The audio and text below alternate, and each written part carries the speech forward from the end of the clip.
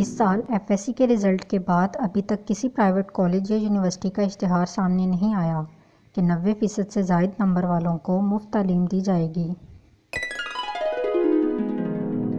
ہر سال اسکول اور کالج کے بچوں کے نمبرز ڈالرز کی طرح بڑھتے جا رہے ہیں اور قابلیت پاکستانی روپے کی طرح دن بدن گرتی جا رہی ہے۔ سنا تھا زندگی امتحان لیتی ہے، اپنی تو لگتا ہے CSS کر رہی ہے۔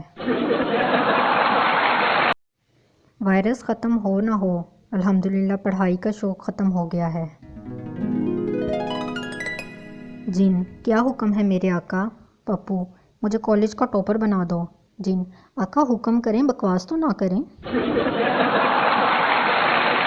5 سال ہو گئے میٹرک کیے ہوئے، ایش ہی ایش والا پارٹ کب تک آ جائے گا؟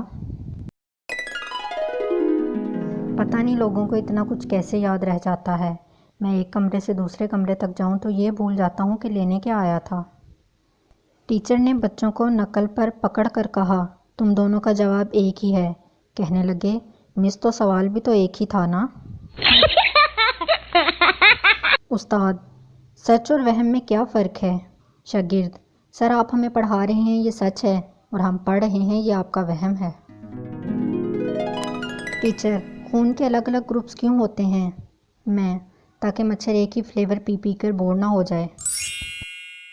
ٹیچر کے لیکچر کے دوران ہم نے کیا سیکھا؟ نمبر 1: منہ کھولے بغیر کیسے اونگا جاتا ہے؟ آنکھیں کھول کر کیسے سویا جاتا ہے؟ منہ ہلائے بغیر چپس کیسے کھائے جاتے ہیں؟